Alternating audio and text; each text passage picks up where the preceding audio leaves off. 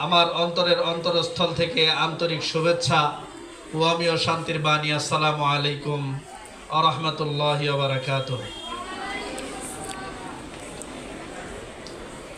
সম্মানিত উপস্থিতি, আমরা সবাই আজকে একটি মহৎ উদ্দেশ্য নিয়ে এখানে একত্রিত হয়েছি। সেই উদ্দেশ্যটি হচ্ছে যে 2024 শিক্ষাবর্ষে আমাদের কার্যক্রম আরম্ভ হওয়ার পর ইতিমধ্যে প্রথম সাময়িক পরীক্ষা অনুষ্ঠিত হয়ে গিয়েছে।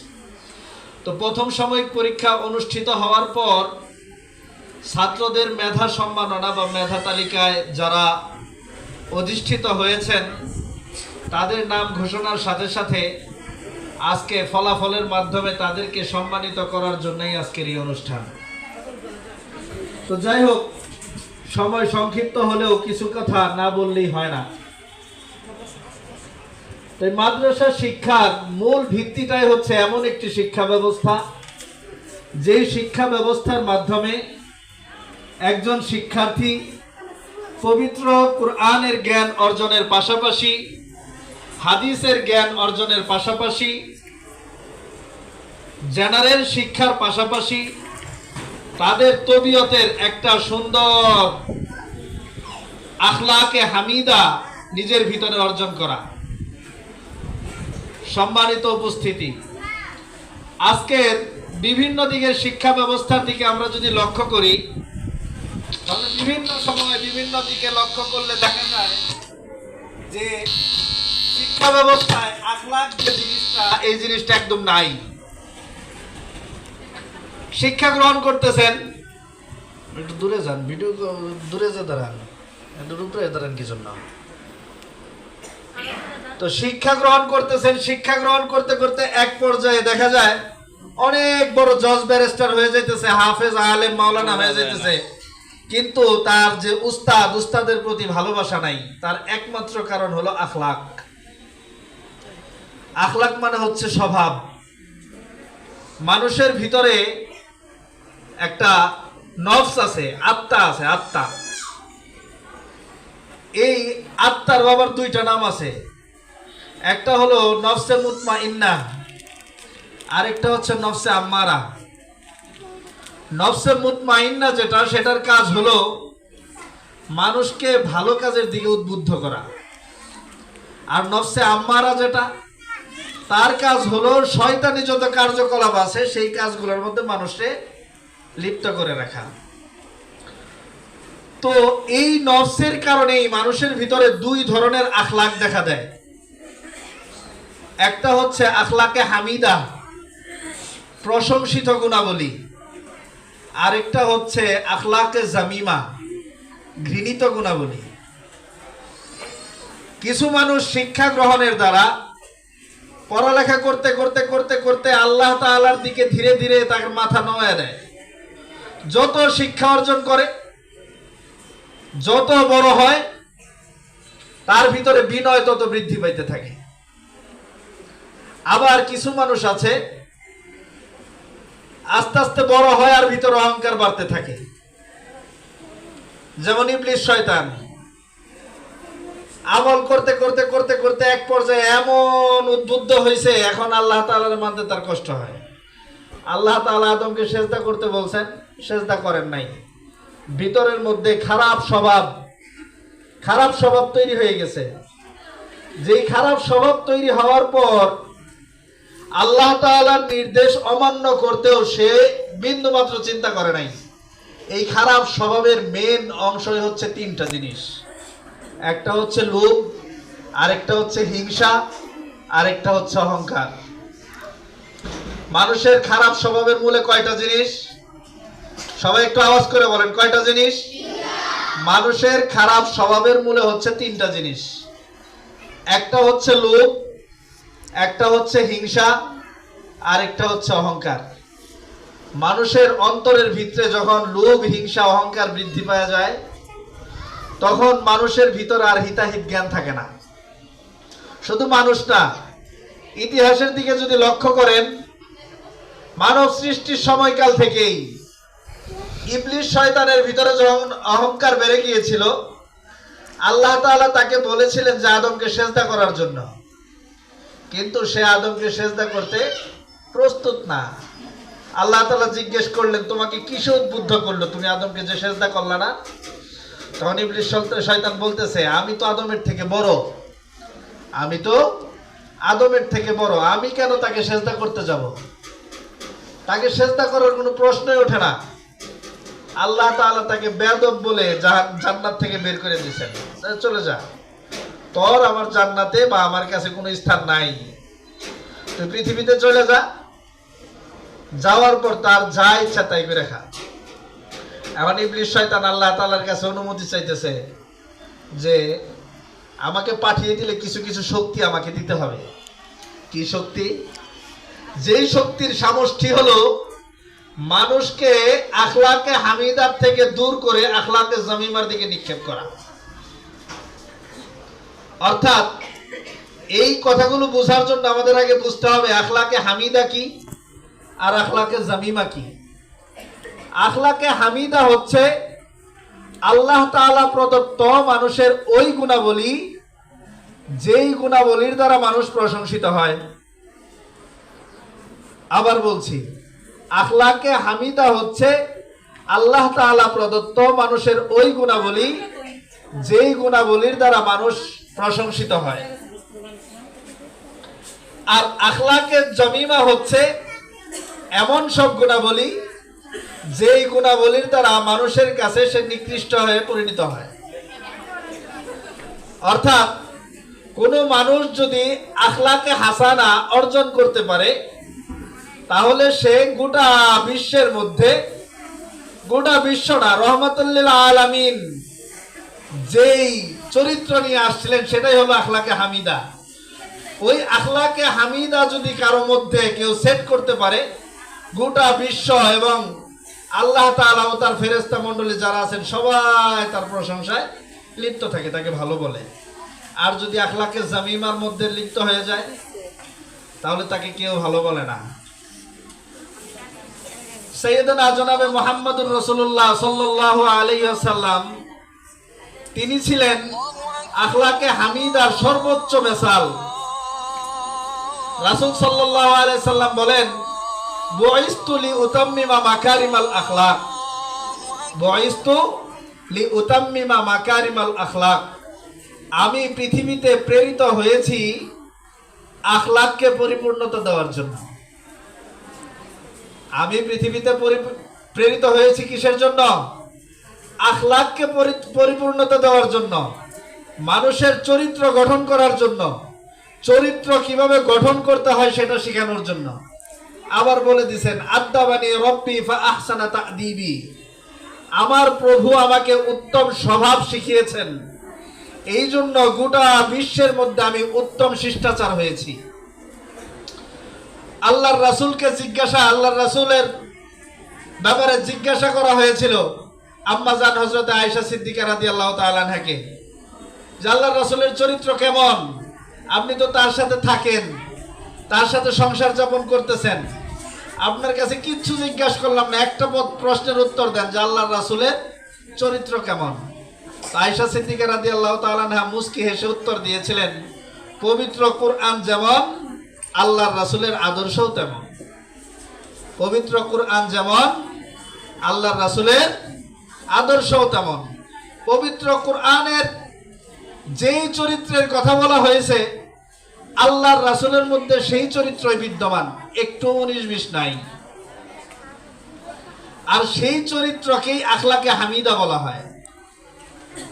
এই জন্য আল্লাহর রাসূলের যে চরিত্র, সেই চরিত্র আমাদের মধ্যে যতদিন পর্যন্ত আমরা সেট করতে পারবো না, যতদিন পর্যন্ত আল্লাহর রাসূলের চরিত্রের উপর আমরা চলতে পারবো না, যতদিন পর্যন্ত আল্লাহর রাসূলের দিক নির্দেশনা মোতাবেক পথে আমরা চলতে পারবো না, ততদিন পর্যন্ত আমাদের এই চলার কোনো মূল্যায়ন নাই, আমাদের কোনো মূল্যায়নই নাই।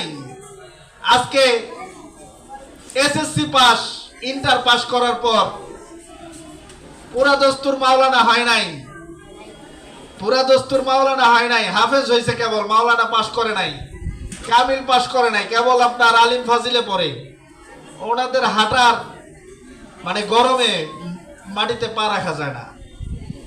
আল্লাহ রাসূল সাল্লাল্লাহু আলাইহি ওয়াসাল্লামের ব্যাপারে সাহাবা একরাম বলেন, আল্লাহর রাসূলের বিনয়ী এমন ছিল, আল্লাহর রাসূল এমন বিনয়ী ছিল যে আমরা যদি আল্লাহর রাসূলকে নিয়ে কোথাও বেড়াতে যাইতাম, তখন দেখতাম হাজার হাজার মানুষ আল্লাহর রাসূলের জন্য দেখার জন্য, এক নজর দেখার জন্য ভিড় করে দাঁড়িয়ে আছে। আল্লাহর রাসূল ওই সময় এমন ভাবে মাথা নিচের দিকে দিয়ে হাঁটতেন, ওনাকে দেখলে মনে হইতো যে উনি উঁচার থেকে মনে হয় নিচের দিকে পড়ে যেতেছেন। উনি উঁচা একটা জায়গার থেকে নিচের দিকে পড়ে যেতেছেন। শুধু তাই না, এত বিনয়ী ছিলেন। আল্লাহর রাসূলের হাঁটার যে ধরন ছিল, হাঁটার যে স্টাইল ছিল, শামায়েলে তিরমিজির মধ্যে দেখা যায় আল্লাহর রাসূল এইভাবে সামনের দিকে ঝুঁকে হাঁটতেন, ঝুঁকে হাঁটতেন। ঝুঁকে হাঁটার পিছনে কারণ, উনি এইভাবে মাথা ঝুঁকায় হাঁটতেন। ওনার উদ্দেশ্য হলো বিনয়। এত বিনয়ী ছিলেন, মানুষের সামনে মাথা সোজা করে ঘাড় ফুলিয়ে কখনো কথা বলতেন না। সাহাবা ইকরাম, তার ছাত্র, তার শাগরেদ সাহাবা ইকরাম বলেন, আল্লাহর রাসূল যখন কোথা থেকে আমাদের নিকটে আসতো, আমরা আল্লাহর রাসূলকে দেখে দাঁড়িয়ে যাইতাম না। কারণ আমরা জানি আল্লাহর রাসূল দাঁড়িয়ে যাওয়াটাকে পছন্দ করে না। কিন্তু বর্তমানে আমাদের যদি ছোট্ট একটা পদ বা পদবি চলে আসে, রাস্তা দিয়ে যাইতেছি, একজনকে দেখে দাঁড়াইলো না, মনের ভিতরে অহংকার বোধ সৃষ্টি হয়। অনেকে বলেই ফেলে, আবার অনেকে মনের ভিতরে অহংকার বোধ রাখে, আমি দারুল ইসলাম প্রিন্সিপাল, আমাকে দেখে দাঁড়াইলো না, কত বড় বেয়াদব। এই ধরনের মনের ভিতরে ভাব কাজ করে। অথচ তুলনা করে দেখেন, আমরা আসলে কিছুই না। হযরত কাসেম নানুতুবি রহমতুল্লাহি আলাইহির সাথে এক লোকের একদিন খুব ঝগড়া। উনি পারে তো কাসেম নানুতুবির গায়ে হাত তুলে। তো এক পর্যায়ে কাসেম নানুতুবি রহমতুল্লাহি আলাইহি উনি জিজ্ঞেস করতেছে, এ মৌলানা সাহেব, আপ জানতে हो मैं कौन हूं? मौलाना साहब, আপনি জানেন আমি কে? तो कासिम नानुतबी तখন বলতেছে, मैं जानता हूं आप एक इंसान है, आपके पेट में आंतरिया है, उसके अंदर गू है, आप भी हकते हैं, मैं भी हकता हूं। तो कासिम नानुतबी ওনাকে বলতেছে, হ্যাঁ আমি তো জানি আপনার একটা পেট আছে, পেটের ভিতরে আতুরি আছে, আতুরির ভিতরে পায়খানা আছে, আপনিও বাথরুম করেন, আমিও বাথরুম করি। তো আমাদের যে মানে এত বাহাদুরি শেষ হলে আমাদের কি আছে? আজকে আপনার পায়খানা বন্ধ হয়ে যাক, আল্লাহ তাআলা না করুক আপনার টয়লেট বন্ধ হয়ে যাক, একদিন, 2 দিন, 3 দিন, 4 দিনের দিন দেখবেন পেট ফাইটে আপনার গ্যাস মানে বের হইতেছে, আপনার ঘরের মানুষ আপনাকে ঘর থেকে বের করে দিতেছে। আপনি আজকে মারা যান, একদিন রাখবে বাসায় ফেলে রাখবে একদিন, যে আমার বাবা উনি মারা গেছেন, ছোটবেলায় অনেক আদর করে যত্ন করে আমাকে বড় করছেন, এই বাবাকে রেখে দিলাম, বাবাকে আদর যত্ন করি, বাবাকে আর কয়দিন গোসল করাই, আর কয়দিন স্বর্ণ রূপার পানি দিয়ে ধুয়ে দেই, হীরার পানি দিয়ে ধুয়ে দেই, করবে না। মরার সাথে সাথেই আপনি শেষ, আপনার দাম্ভিকতা ওখানেই শেষ, আপনি মাস্টার্স পাস, আপনি ইঞ্জিনিয়ার ওইখানেই শেষ, আপনি ডাক্তার ওইখানেই শেষ, আপনি হাফেজ ওইখানেই শেষ, আপনি আলেম ওইখানেই শেষ। তাহলে কিসের এত বাহাদুরি, কিসের এত অহংকার? এই অহংকারের দ্বারা কিছুই হবে না। শুধুমাত্র একটা জিনিস হবে, সেটা হলো আমার রাসূলের যে শিখানো আখলাকে হামিদা, সেই আখলাক থেকে নিজেকে দূরে নিয়ে যেতে পারবেন, আর কিচ্ছু পারবেন না। আখলাকে হামিদার ফায়দা কি? আখলাকে হামিদার মধ্যে যে সমস্ত বিষয় আছে, সেই সমস্ত বিষয় আপনাকে সম্মানিত করবে। এখন প্রশ্ন করতে পারেন, ভাই যারা আখলাকে জামিমার অধিকারী, সমাজে ঘাড় ফুলিয়ে হাঁটে, তাদেরই তো সমাজে দাম বেশি, তাদেরই সমাজে কি বেশি? দাম বেশি। আচ্ছা, দেখেন সমাজে যারা নেতা আছে, বড় বড় নেতা গার ফুলিয়ে হাঁটে, তাদেরকে মানুষ সালাম দেয়। এটা কি ভালোবাসার সালাম না ভয়ের সালাম? বলেন, ভয়ের সালাম। আড়ালে যায় কিন্তু সালাম আর সালাম থাকে না, সালাম সালাউদ্দিন হয়ে যায়। আসসালামু আলাইকুম সামনে দিছে, আড়ালে যাওয়ার পর সালাম আর সালাম থাকে না, সালাম সালাউদ্দিন হয়ে যায়। আর হুজুর, মসজিদের ইমাম বা সমাজের ভালো যে মানুষ, সবসময় মানুষের সাথে ভালো ব্যবহার করে, হাসি মুখে কথা বলে, দেখা হলে সালাম দেয়, মুসাফা করে, অসুস্থ ব্যক্তির খবরাখবর নেয়, ক্ষুধার্তকে খাবার খাওয়ায়, সময় মতো যাকাত দেয়, দরিদ্র ব্যক্তিকে ফেতরা দেয়, তারপরে এলাকায় কোন কার সমস্যা আছে তার সমস্যার পাশে দাঁড়ায়, অসুস্থ হলে হাসপাতালে নিয়ে যাওয়ার ব্যবস্থা করে, ছোটখাটো অসুস্থ হলে বারবার খবরাখবর নেয়। এইরকম লোক যে আছে তাকে যে সালাম দেয়, সেই সালামটা কি আড়ালে সালাউদ্দিন হয় না সালামি থাকে? সালামি থাকে। কারণ এই উত্তম গুণের কারণে সে প্রশংসিত হয়েছে, উত্তম গুণের কারণে সে প্রশংসিত হয়েছে, আল্লাহর প্রিয় বান্দা হয়েছে। যখন একটা মানুষ আল্লাহ তাআলার প্রিয় বান্দা হয়ে যায়, তখন আল্লাহ তাআলা ফেরেশতাদেরকে ডাইকে বলে, এ ফেরেশতারা, ওই বান্দা আমার কাছে প্রিয়, ওই বান্দা আমার কাছে প্রিয়। তখন ফেরেশতারা আবার দুনিয়াওয়ালাদেরকে ডেকে বলে, এই দুনিয়াওয়ালা শোনো, এই বান্দা আমাদের কাছে এবং আল্লাহর কাছে প্রিয়, আমরা একে ভালোবাসি, তোমরাও একে ভালোবাসো।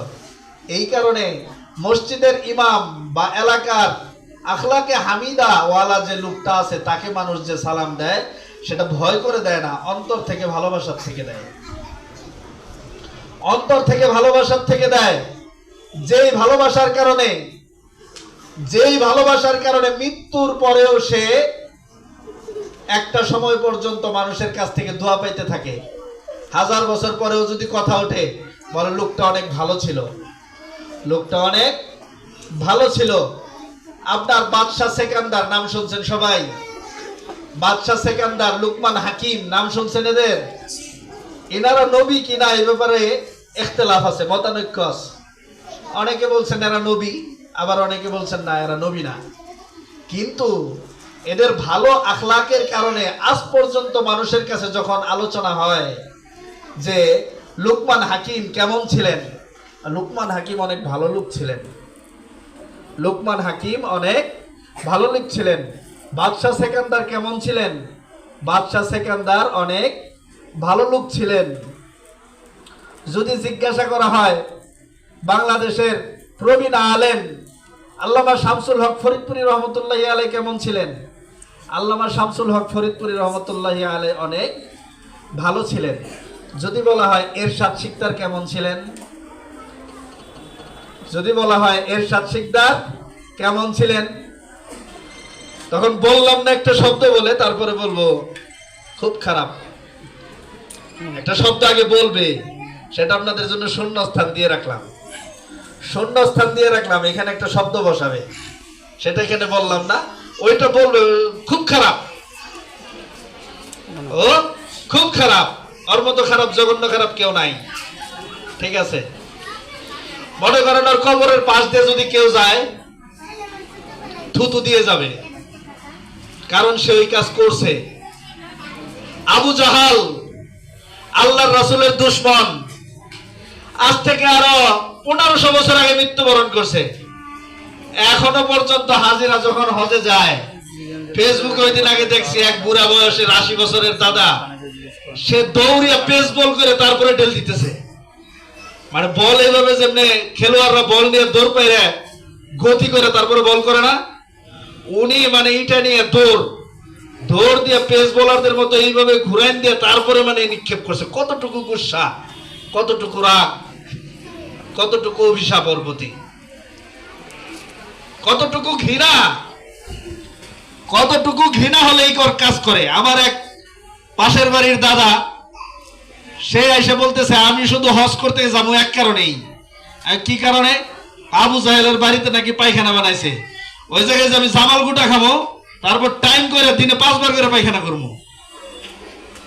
বুঝেন আবু জাহেলের প্রতি কতটুকু ঘৃণা হইলে উনি এই কথা বলতে পারে। অথচ একজন হাবশি সাহাবা, বেলালে হাবশি, একজন হাবশি সাহাবা বেলাল হাবশি আমার থেকেও কালো ছিল। আমি তো তার তুলনায় কালোই না, সে হলো আপনার আফ্রিকান হাবশি, হাবশা দেশের। এত কালো ছিল, দেখলে মনে হতো গায়ের সাথে কালো রং লেগে আসবে, এরকম কালো ছিল। কিন্তু আল্লাহর রাসূলের আখলাক সে শক্তভাবে ধারণ করছে, ইতিহাসের পাতায় তার নাম উজ্জ্বল হয়ে গেছে। এখন বেলালের নাম শুনলে কেউ বেলাল বলে থেমে থাকে না, রাদিয়াল্লাহু তাআলা আনহু বলে। আল্লাহ তাআলা তার উপরে রাজি ও খুশি। রাদিয়াল্লাহু তাআলা আনহু মানে কি? আল্লাহ তাআলা তার উপরে রাজি ও খুশি হয়ে গিয়েছেন। দেখেন একটা আখলাকের কারণে কি হয়ে গেছে। সালমান ফার্সি একজন গোলাম, তার নাম শুনলে রাদিয়াল্লাহু তাআলা আনহু বলে। অথচ আবুল আহাব আগুনের স্ফুলিঙ্গের মতো রূপের অধিকারী ছিলেন, আগুনের লাল আভা আছে না, ওই রকম সুন্দর ছিলেন। এই কারণে ওনার নাম আবুল আহাব। এই কারণে ওনার নাম কি? আবুল আহাব। মাদ্রাসার ছাত্ররা 5 বার মনে করেন নামাজের দাঁড়িয়ে আর কোন সূরা পড়ুক আর না পড়ুক, ফরজ নামাজে না পড়লেও সুন্নত নামাজে মনে মনে সূরা লাহাব ঠিকই পড়ে। উম্মে জামিল, কত সুন্দর নাম না? উম্মে জামিল আরবের সবচাইতে তৎকালীন সময়ের রূপবতী মহিলা, আবুল আহাবের স্ত্রী। এই মহিলা এত সুন্দর ছিল যে তার রূপের বর্ণনা করতে গেলে এখন কোন নারী এরকম আছে কিনা পাওয়া যায় না। অথচ তার আখলাকে জমিমার কারণে, খারাপ চরিত্রের কারণে সূরা লাহাবের মধ্যে ইমরাতুহু হাম্মালাতুল হাতাব, তার স্ত্রীর নামও লাগিয়ে দিয়েছে। সারা জীবন কিয়ামত পর্যন্ত তাদের নামে অভিশাপ হতে থাকবে, অভিশাপ হতে থাকবে। যারা অর্থ পারে আরবরা মনের ভিতরে ঘৃণা নিয়ে তারপর ওনাদের ব্যাপারে এগুলো পড়ে। কারণ কি? কারণ রাসূলের যে আখলাক ছিল, আখলাকে হামিদা, সেই আখলাকে হামিদা তারা গ্রহণ করে নাই। আখলাকে হামিদার মূল বিষয়বস্তু মাত্র কয়েকটা জিনিস, খেয়াল করে শুনবেন। আখলাকে হামিদা সুচরিত্র, খুলুকুন হাসানুন, খুলুকুন হাসানুন, উত্তম স্বভাব। এই স্বভাবের মূল বক্তব্য মাত্র কয়েকটা জিনিস। 1 নম্বরে বড়দেরকে শ্রদ্ধা করো, বড়দেরকে শ্রদ্ধা করো, ছোটদের স্নেহ করো। মানে বড় ছোটরা বড়দেরকে শ্রদ্ধা করবে আর বড়রা ছোটদেরকে স্নেহ করবে। পরস্পর মুসলমান ভাই ভাই দেখা হলে একজন আরেকজনকে সালাম প্রদান করো, একজন আরেকজনের খোঁজ খবর নাও, অসুস্থ হলে তার ব্যাপারে জিজ্ঞাসা করো। ওইদিকে যত কথা বলতেছে, অসুস্থ হলে তার ব্যাপারে জিজ্ঞাসা করো। এক ভাই দরিদ্র অবস্থায় পড়ে আছে, তাকে সহযোগিতা করো। অভাবের কারণে পড়ালেখা বন্ধ হয়ে যাইতেছে, তার পড়ালেখা করার জন্য সহযোগিতা করো। এই সমস্ত যে প্রারম্ভিক যে বিষয়গুলো আছে, এই সমস্ত বিষয়গুলো যদি মেনে চলেন তাহলেই আখলাকে হামিদার জন্য যথেষ্ট হয়ে যাবে। সম্মানিত হাজিরিন, আমাদের বাংলাদেশ ব্যাংকের গভর্নর মোহাম্মদ আতিয়ার রহমান, নাম শুনছেন না আপনারা? নাম শুনছেন সবাই? নাম শুনছেন? তার ঘটনা, তার জীবনের মধ্যে 2টা জিনিসের শিক্ষা আছে। একটা হলো কিভাবে বেড়ে উঠতে হয়, আরেকটা হলো উপকার যে করে তার কথা কেউ ভুলে না। কেমন? এই আতিয়ার রহমান 1965 সালের দিকে বাংলাদেশের একটা অজ পাড়াগা, সেখান থেকে ক্যাডেট কলেজ মানে ক্যাডেটে চান্স পায়। ক্যাডেটে চান্স পাওয়ার পর তো এলাকায় সবাই খুঁজতেছে আতিয়ার রহমান কোথায়।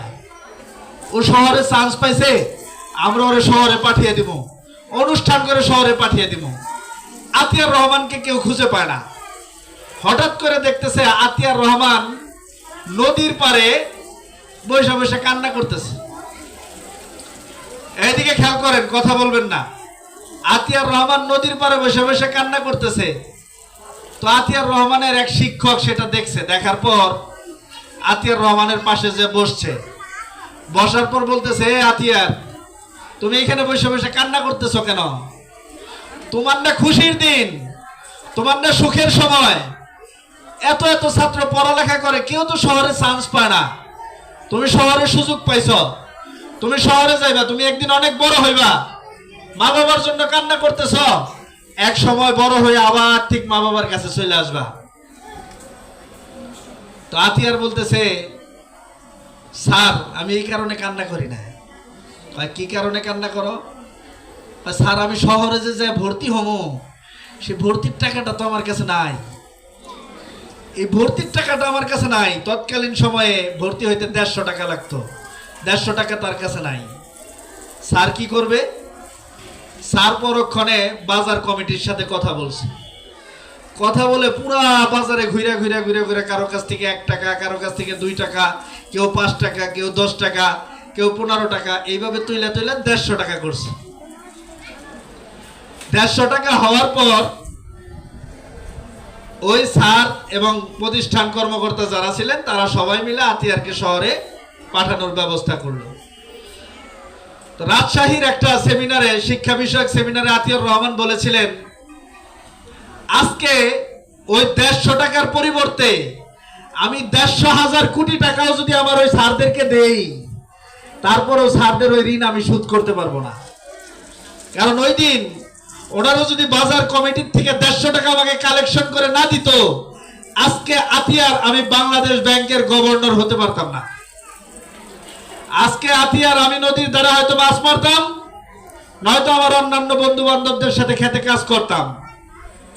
পৃথিবীর সব ঋণ আমি শোধ করে দিছি, কিন্তু একটা ঋণ আমি পরিশোধ করতে পারি নাই এবং আমার জীবনেও আমি পরিশোধ করতে পারবো না। সেটা হলো আমার ওই শিক্ষক, যে বাজারে মানুষের কাছ থেকে চায়া চায়া আমার মাত্র 150 টাকা জোগাড় করে দিছিল। এখানে দুইটা জিনিস আছে। একটা হলো অভাব কখনো মানুষকে শিক্ষার বিষয়ে দাঁড় করিয়ে থামিয়ে রাখে না। আরেকটা হলো ওই শিক্ষকের মধ্যে যে আখলাকে হামিদা দেখা গিয়েছে, ওই আখলাকে হামিদা বর্তমানে খোঁজা অনেক কষ্ট। আপনার ছেলের জন্য বাজারে 1 টাকা চাইবো, মনের ভিতরে আগে চিন্তা হয়, কে না কে আবার আমারে বলে যে ভিক্ষা করতে আসছে, কে না কে আমারে আবার বলে ভিক্ষা করতে আসছে। এরকম মনোভাব মনের ভিতর থেকে দূর করে কে মানুষের কাছে হাত পাতে? একজন আরেকজনের জন্য পাতে না। তো যাই হোক, কথার সারমর্ম ছিল এটাই, জীবনে যদি নিজেকে প্রতিষ্ঠিত করতে চান এবং ইসলামের উপর প্রতিষ্ঠিত রাখতে চান, তাহলে আপনার সর্বপ্রথম কাজ হলো নিজের মধ্যে আখলাকে হামিদা তৈরি করা। আর পৃথিবীর বুকে যদি নিজেকে প্রতিষ্ঠিত করতে চান, তাহলে আপনার কাজ হলো নিজের জন্য কুরবানি করা। কেমন? এই যে আমাদের গভর্নর সাহেব মোহাম্মদ আতিয়ার রহমানের কথা বললাম, উনি অভাবের তাড়নায় পড়ালেখা করতে পারতেছিল না। ওনার শিক্ষকের সহযোগিতায় উনি কিন্তু পড়ালেখা করতে পারছেন। আবার আমাদের উপমহাদেশের বরেণ্য আলেমে দ্বীন হযরতুল আল্লামা শামসুল হক ফরিদপুরি রহমতুল্লাহি আলাইহির ইতিহাসের দিকে যদি লক্ষ্য করেন, শামসুল হক ফরিদপুরি রহমতুল্লাহি আলাইহি,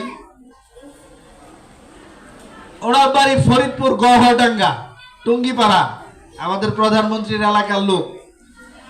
তো উনি ছোটবেলায় বাড়ির থেকে দারুল উলুম দেওবন্দে চলে যান উচ্চ শিক্ষার জন্য। দারুল উলুম দেওবন্দে চলে গেছেন উচ্চ শিক্ষার জন্য, সেখান থেকে তিনি উচ্চ ডিগ্রি অর্জন করে তারপর চলে আসবেন। এখন উনি জানতেন না যে দারুল উলুম দেওবন্দে ভর্তি হওয়ার আগেও অনেক কিছু শিখে আসতে হয়। তো উনি যা শিখছে তা যথেষ্ট ছিল না। ইন্টারভিউ বোর্ডে ট্রাই করছে, ভর্তিতে সুযোগ পায় নাই, ভর্তি পরীক্ষায় চান্স পায় নাই। আবার ট্রাই করছে, আবারও চান্স পায় নাই। তো বারবার এরকম দেখার পরে এক হুজুর বলতেছে যে, এই শামসুল এদিকে আসো। জি হুজুর বলেন। তুমি বারবার পরীক্ষা দিতেছ, টিকতেছ না, তুমি বাড়িতে চলে যেতে পারো না? বাড়িতে চলে যাওয়ার জন্য তো আসি নাই, আমি দারুল উলুম দেওবন্দে পড়াশোনা করার জন্য আসছি।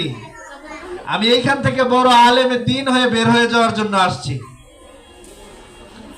এটা শোনার পর ওই হুজুর ওনাকে উপদেশ দিতেছে, আচ্ছা তুমি বলো যে আমি ভর্তি হইলাম, তুমি ভর্তি হও। ভর্তি হওয়ার পর হয়তো তুমি খাবার পাবা না। তো যাই হোক, খানার নাম্বার না পাওয়ার কারণে উনি ভর্তি হলেন। খানার নাম্বার না পাওয়ার কারণে বোর্ডিং থেকে ওনাকে আর খাবার দেওয়া হয় না। উনি কি করেন, বোর্ডিং এর যে বেঁচে যাওয়া খাবার, ওই খাবারগুলা চেয়ে চেয়ে এনে এনে খান। সারা মাদ্রাসায় খাবার দেওয়া শেষ, উনি তখন একটা বাটি নিয়ে বোর্ডিং ম্যানেজারের কাছে যায় যে হুজুর আমারে কয়টা ভাত দেন, আমি ওই মাদ্রাসার ছাত্র, আমি খানার নাম্বার পাই নাই, এই কারণে খানা তুলতে পারতেছি না, আবার আমি যে কিনা খাবো এই টাকাও আমার কাছে নাই, দয়া করে আমার কয়টা ভাত দেন। এইভাবে নিয়ে নিয়ে উনি চলতেন। এমনও প্রবাদ আছে লোকমুখে শোনা, দারুল উলুম দেওবন্দে একদিন সকালে বিকেলে সবাইকে তরমুজ দিছে, তরমুজ দেওয়ার পর তরমুজ ফেলে দিছে, ফেলে দেওয়ার পর শামসুল হক ফরিদুর রহমতুল্লাহ আলাই ওই তরমুজের খোলাগুলা উঠকায় নিছেন। নেওয়ার পর সাদা অংশের উপরে যে ভিজা অংশটা আছে না, ওইটা সুন্দর করে বটি দিয়ে কাটছেন, কাইটা লবণ হালকা দিয়ে তারপর ওগুলো খাইছেন। তো ওনারা জিজ্ঞেস করা হয়েছিল, হুজুর আপনি কি জন্য খাইলেন? তো উত্তর করছিলেন, দারুল উলুম দেওবন্দের প্রত্যেকটা ছাত্রকে হুজুররা হাতে হাতে দিয়ে তরমুজ খাওয়াইছে, না জানি কোন বরকত আমি মিস করি, খাবারের কোন বরকতটা যেন আমি মিস করে ফেলাই, সেই বরকত পাওয়ার জন্য আমি এই তরমুজের খোলাগুলাকে নিয়ে খাইছি। এই ছিল তাদের পড়ালেখার সময় ত্যাগ, আত্মত্যাগ। চিঠি আসতো, মুফতি আমিনী রহমতুল্লাহ আলাই পড়ালেখা করার সময় চিঠি আসতো, বাড়ির থেকে চিঠি আসে, এখন চিঠি পড়তে গেলে মানে পড়াই ক্ষতি হবে, চিঠি নিয়ে বালিশের নিচে রেখে দেয়, চিঠি নিয়ে বালিশের নিচে রেখে দেয়, চিঠি আসে বালিশের নিচে রেখে দেয়। যেদিন পড়ালেখা শেষ করছে চিঠিগুলা বের করছেন, বের করে একটা খুলছে, খোলা দেখে অমুক তারিখে তার দাদা মারা গেছে, একটা খুলছে অমুক তারিখে তার বাবা মারা গেছে, একটা খুলছে অমুক তারিখে তার চাচা মারা গেছে, একটা চিঠি খুলছে অমুক তারিখে তার মানে ভাই মারা গেছে, একটা চিঠি খুলছে অমুক তারিখে তার আম্মা অসুস্থ ছিল, একটা চিঠি খুলছে, মানে বিভিন্ন রকমের সংবাদ সেখানে জমা হয়েছে। কিন্তু উনি একটা চিঠি খুইলাও পড়েন নাই, কারণ পড়লে বাড়ির দিকে মন চলে যাবে, বাড়ির দিকে মন চলে যাবে, বাড়ির দিকে মন চলে গেলে এলেম অর্জনে অনেক মানে বাধা তৈরি হবে। আর ওনারা জানতেন এলেম অর্জন এটা কোনো সহজ ব্যাপার না, এটা অনেক কঠিন ব্যাপার, এটা অনেক কঠিন ব্যাপার। আপনি যদি এলেমের জন্য, এলেম অন্বেষণের জন্য বুক পানিতে নামেন, গলা পানিতে নামেন, এলেম আপনাকে এক ফুটা এলেম দান করবে, এক ফুটা এলেম দান করবে। আপনি এলেমের জন্য নিজের জীবন বিলিয়ে দিবেন, এলেম আপনাকে এক ফুটার অর্ধেক এলেম দিবে, যে ধরো নাও একটু নাও। এলেম এত কঠিন। এলেমের ব্যাপারে শেখ সাদি রহমতুল্লাহ আলাইহির নাম শুনছেন আপনারা। উনি পড়ালেখা করার সময় পড়ালেখা করতেছেন, পড়ালেখা করার সময় ওনার পড়া মনে থাকে না, বাড়ির থেকে মানে হুজুরে ধমকে দিছে বের করে, যা পড়া পারস না, তোর পড়ার দরকার নেই। উনিও চলে আসছে, আসার পর এক পাহাড়ের কাছে যায়, দেখে পাহাড়ের উপর থেকে পানি পড়তেছে, ফোঁটা ফোঁটা ফোঁটা ফোঁটা ফোঁটা ফোঁটা পানি পড়তেছে। তো ফোঁটা ফোঁটা পানি যখন পড়তেছে, ওই পানি দেখে উনি দেখে যে একটা পাথরের উপর পড়ে, পাথরের উপর গর্ত করে ফেলছে, পাথরের উপর গর্ত হয়ে গেছে, সেই গর্ত থেকে পানি আবার নিচের দিকে বেয়ে বেয়ে পড়তেছে, সেই গর্ত থেকে পানি আবার নিচের দিকে বেয়ে বেয়ে পড়তেছে, এবং ওইখান থেকে পানি গড়ে গড়ে সামনে যায় অনেকগুলা পানির ফোয়ারা একত্রিত হয়েছে। তো পিছে পিছে যায় দেখে সামনে যায় প্রায় একটা নদীর মতো হয়ে গেছে। তো তখন উনি একটা কবিতা আবৃত্তি করলেন, কতরুন আলা কাতারুন ইদাত তাফাকাত নাহারুন ওয়া নাহারুন ইলা নাহারুন ইদাল জামাআত বাহারুন। যখন ফোঁটা ফোঁটা পানি একত্রিত হয়ে যায় সেখান থেকে নদীর তৈরি হয়, আর যখন অনেকগুলো নদী একত্রিত হয় সেখান থেকে মহাসমুদ্রের তৈরি হয়। বুঝতে পারছেন কথা? প্রত্যেকটা শিক্ষার্থী এবং অভিভাবকের জন্য মেসেজ, কতরুন আলা কাতারুন ইদাত তাফাকাত নাহারুন ওয়া নাহারুন ইলা নাহারুন ইদাল জামাআত বাহারুন। ফোঁটা ফোঁটা পানির থেকে নদীর তৈরি হয়, আর অনেকগুলা নদী যখন একত্রিত হয় সেখান থেকে মহাসমুদ্রের তৈরি হয়। আপনার সন্তান আজকে মেধা শূন্যতায় ভুগছে, অল্প অল্প করে চেষ্টা করান, চেষ্টা করান, কাসেম নানুতাবির মতো চেষ্টা করান, মুফতি আমিনীর মতো চেষ্টা করান, শামসুল হক ফরিদপুরি রহমতুল্লাহ আলাইহির মতো চেষ্টা করান। মহাকবি শেখ সাদি রহমতুল্লাহ আলাইহির মতো চেষ্টা করান, অবশ্যই পারবে। পারে না, এক শব্দ তো শিখতে পারবে, এক শব্দ দুই শব্দ করে শিখতে শিখতে একটা সময় যায় দেখবেন আপনার সন্তানের ভিতরে এলেমের এক সমুদ্র পরিণত হয়েছে। বলুন সুবহানাল্লাহ। সম্মানিত হাজিরিন, এতটুকু তো কথা, আওয়াজ শুধু আমরা শুনি, কিন্তু যখন বলা হয় যে ওয়াজের এটার ফলাফল আপনাদের ভিতরে বাস্তবায়ন করেন, তখন বাস্তবায়নের ক্ষেত্রে আমরা কেউ নাই। আজকে যদি বলি আপনার সন্তানের জন্য ত্যাগ স্বীকার করতে হবে, কে কে রাজি আছেন? হাত উঠান দেখি, হাত উঠান। কে কে রাজি আছেন সন্তানের পড়ালেখার জন্য ত্যাগ স্বীকার করতে পারবেন? হাত উঠান, হাত উঠান। মায়েরা অনেকে লজ্জায় মনে হয় হাত উঠায় না, উঠান। আল্লাহ তাআলা কবুল করবে ইনশাআল্লাহ। বলেন আমিন, বলেন আমিন। একটা কথা না বললেই নয়, একটা বিষয় আপনাদের সামনে আমরা বারবার জানিয়েছি এবং প্রতিষ্ঠান কর্তৃপক্ষ টেলিফোনের মাধ্যমেও আপনাদেরকে এই কথাগুলো ইনফরমেশন করেছে। সেটা আবার বলতেছি যে ক্লাস 2 এবং 3 দ্বিতীয় এবং তৃতীয় শ্রেণীতে যে সকল অভিভাবক আছেন এখানে, তাদেরকে একটা রিকোয়েস্ট করব, আপনারা সন্ধ্যার পর মাগরিবের নামাজ থেকে নিয়ে রাত 9টা পর্যন্ত ক্লাসের জন্য মাদ্রাসায় পাঠিয়ে দিবেন। এতে একটা আপনারা স্বীকার করবেন। জানি আপনাদের কষ্ট হবে, কিন্তু কষ্ট আমাদেরও হবে। আপনাদের থেকে আমাদের কষ্ট বেশি। আপনি বাচ্চা বাসায় পাঠিয়ে দিয়ে আপনার কাজ করতে পারবেন, কিন্তু আপনার বাচ্চা আসলে তাকে আমার পড়াতে হবে। আমার কষ্ট হওয়া সত্ত্বেও আমি কেন বলতেছি, এর পিছনে একটাই কারণ, আমি আমার দীর্ঘ 18 বছরের পড়ালেখায় এমন কোন ক্লাস দেখি নাই, মানে বিশেষ করে দ্বিতীয় এবং তৃতীয় শ্রেণী নুরানি মক্তব, সারাদিনে মাত্র 1 ঘন্টা পড়ার পর সে আরবিতে ডেভেলপ করতে পারছে। আমরা কিভাবে পড়ছি? ফজরের পর থেকে 8:30 পর্যন্ত পড়ছি, যেমন হিফজখানার বাচ্চারা পড়ে। আবার মনে করেন দুপুরে পড়ছি, আবার মাগরিবের পর থেকে নিয়ে ঈশা মানে রাত 9টা পর্যন্ত পড়ছি, 3 বেলা পড়ছি। তারপরেও আমি নিজের কোরআন শরীফ খতম করতে 4 বছর সময় লাগছে। কয় বছর? 4 বছর। আর আপনারা 1 ঘন্টা পড়িয়ে কিভাবে ফলাফল চান? এটা কি আদৌ সম্ভব? আমি মনে করি সম্ভব না। এই জন্য আবারও রিকোয়েস্ট করতেছি, করজোর অনুরোধ করতেছি, দয়া করে বাচ্চাদেরকে মাগরিবের পরে মাদ্রাসায় পাঠিয়ে দিবেন। যদি পড়া না হয় তাহলে আমাকে বলবেন, আমি আপনার বাচ্চাকে সসম্মানে আবার বাসায় পাঠিয়ে দিব। ঠিক আছে? যদি পড়া হয় তাহলে নিয়মিত পাঠাবেন। মাগরিবের পর থেকে নিয়ে আপনার রাত 9টার সময় ইশারের নামাজ হয়, ইশারের নামাজের পর নিয়ে যাবেন। চরিত্র গঠন, এক উক্ত নামাজ জামাতের সাথে পড়লে ছেলের মাথায় গেঁথে যাবে। ইশারের নামাজও জামাতে পড়তে হয়, ইশারের নামাজও কি করতে হয়? জামাতে পড়তে হয়। মেয়ের মাথায় ঢুকে যাবে, ছেলেদের জামাতে নামাজ না পড়লেও আমাদের একে একে পড়তে হয়। তো যাই হোক, এটার জন্য সবাই চেষ্টা করবেন, তা না হলে আরবিতে ডেভেলপ করা কোনোভাবে সম্ভব না।